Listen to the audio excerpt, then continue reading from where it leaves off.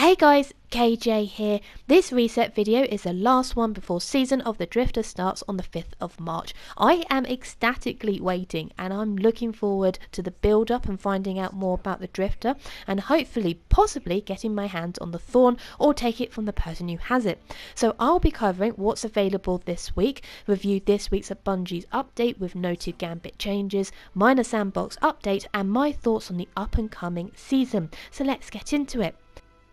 Firstly, the Black Armory frames. Ada has the bow, hand cannon and auto this week. I'll be adding the links in the description below of videos on how to easily farm them if you haven't seen them already.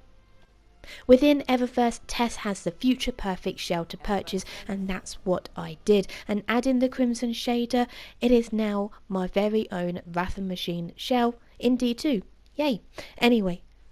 In the Prismatic Matrix, you have the Kingmaker ornament for the Queensbreaker bow, which I still love and still think it's effects Mythoclast in disguise, so I'm so happy that this dropped for me this week.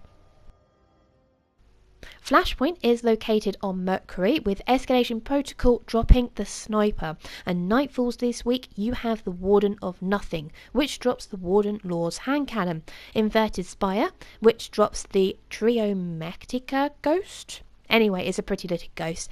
And Strange Terrain is back once again for the Osprey Hunt. And this will be the third week running. And as they say, third's a charm if you still have yet to get this. In the Dreaming City, the curse is at its weakest and the Ascendant Challenge is located within the gardens. Now, let's talk about Gambit and the changes they'll be doing within the new season. Firstly, Triple Infamy is available this week, so if you're on the hunt for the Dredgen title, wins, losses and bounties will gain you rewards, and Bungie has announced the return of Supremacy, which will be added in the weekly Crucible playlist in the new season. I really like that game mode. That and Mayhem are my two favourites, so I am welcoming its return. Within this week at Bungie, they've also noted the shake-up on those Gambit blockers. So the small blocker will provide you a Taken Goblin, which replaced the Phalanx. A medium blocker will spawn a Captain, which has more health than a previous Knight. And a large blocker will spawn a Knight with more health than a previous Ogre had. They also look like they're going to be trying to change the AFK farming and will make it a thing of the past. Hopefully, as any Guardian will lay dormant for too long in a Gambit match, they will not obtain any infamy points nor end match rewards. So once they've sorted out the AFK farming in Forges, I'll be a happy bunny. The last noticeably big change to Gambit is going to be the third round, and I think this is going to be welcomed by all by changing it up and having a Primeval Southern Death race. It will reduce the time match completely as a whole, and it will push towards teams working together and be more tactful on when to use supers and weapons, which leads me nicely to the minor Sandbox changes in the 2.2.0 update. So let's look at the linear fusion rifles. We know that they have been dominant within Gambit with the use of the Sleeper, Queensbreaker and the Crooked Fang. So now they're reducing the effectiveness on the aim assist on all linear fusions at very long range and getting a 10% buff within PvE to make it more appetizing to use in PvE rather than just being a PvP chosen weapon. So no more one-shot end-to-end map kills. With shotguns, the main changes to this weapon will notice it more on rapid fire shotguns and full auto perks. Now this is what Bungie has stated to why they wanted the changes.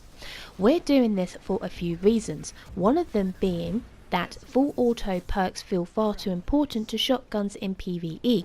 This perk effectively doubles the damage output to any given shotgun due to the rate of fire increase. While we believe it's important to have useful perks on your weapons, the efficiency of this was so impactful that rapid fire shotguns became the only shotguns worth considering in PvE.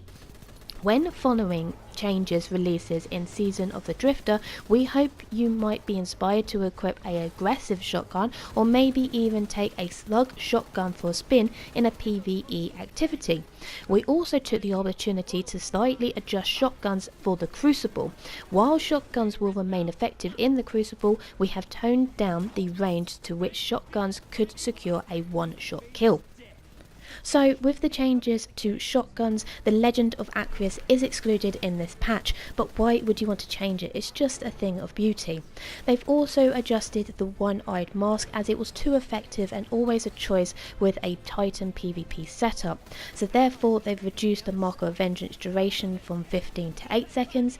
They've also changed the way you can recharge health after a kill.